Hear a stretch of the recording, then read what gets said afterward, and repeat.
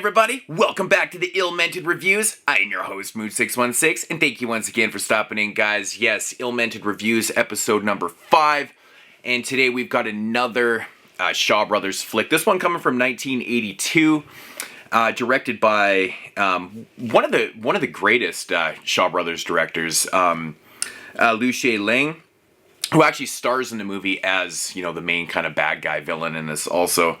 And it is called Legendary Weapons of China. And there's the new commissioned artwork right there. And of course, we've got to do the film some justice and give it its reversible artwork there. It's one thing I love about the 88 film Shaw Brothers line is that you do have the reversibles with the original artworks, and these artworks are so fantastic. As everyone knows, I'm a big fan of Asian, like the OG Asian artworks and stuff. But yeah, so Legendary Weapons of China from 1982.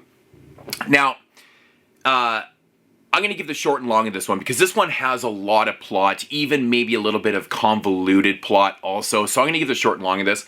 So basically what we have is we have this dynasty, we have this kind of struggling dynasty that is, you know, trying to develop a new type of magic. This dynasty, these people, they deal in magic and stuff like that. And they're trying to develop kind of a new weapon in a sense where they can have their soldiers absorb bullets and things like that. And some of this kind of like modern day weapons where they can fend off these modern day weapons and stuff like that. So what they're doing is they're doing testing on their soldiers.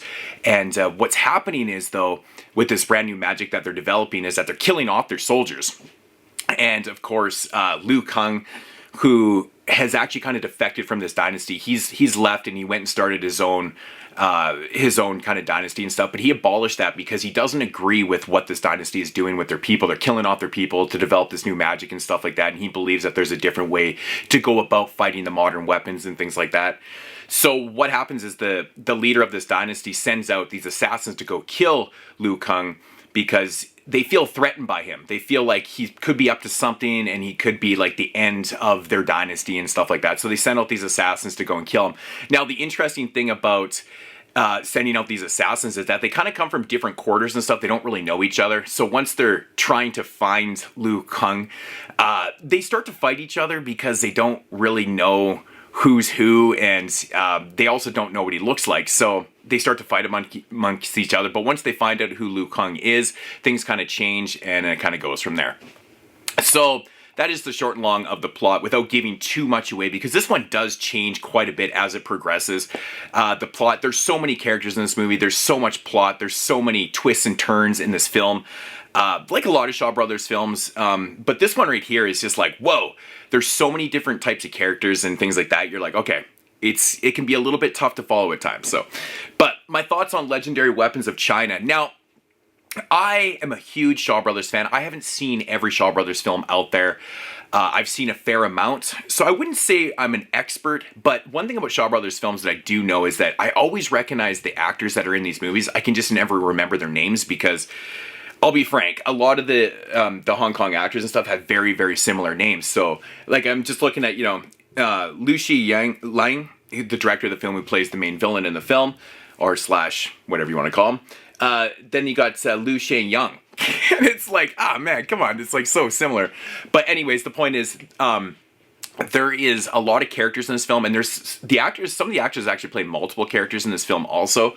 It's got the very typical Shaw Brothers thing where you have females playing males at times.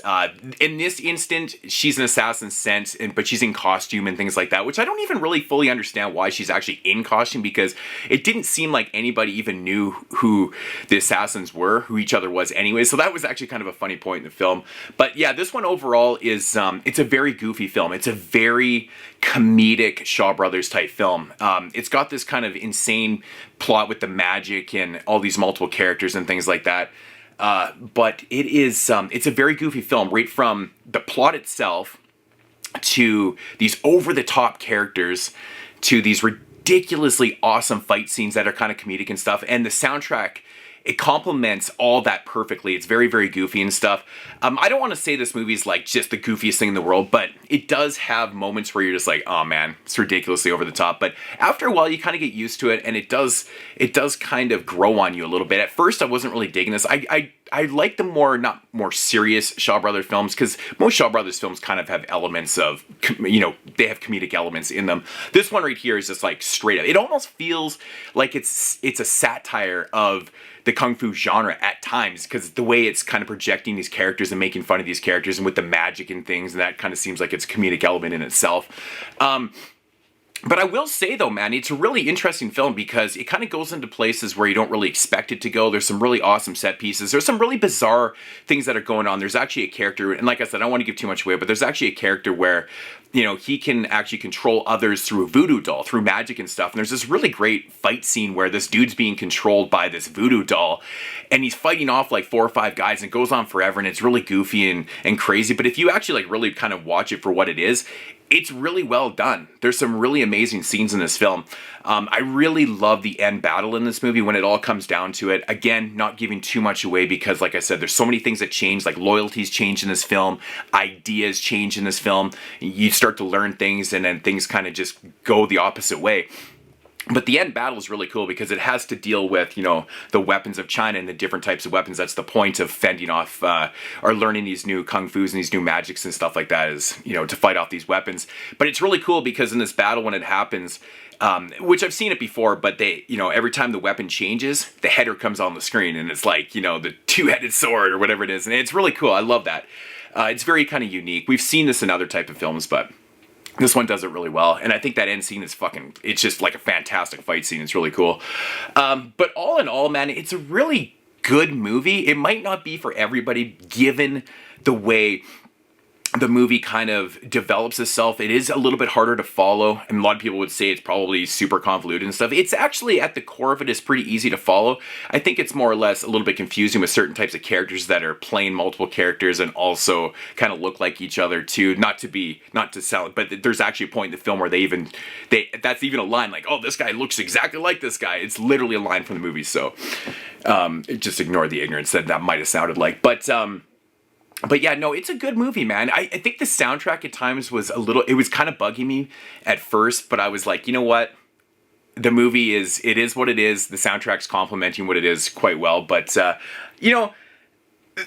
it, I wasn't sure, but I ended up really liking this movie, especially for the third act. I think it's kind of a unique take on kung fu and weaponry and the ideas that this one has. And I don't know if this has anything to do with the state of Hong Kong at the time in the early 80s, just given what kind of the social commentary may be in this movie, given with the dynasties and people, using things and their people and things like that. But I don't know.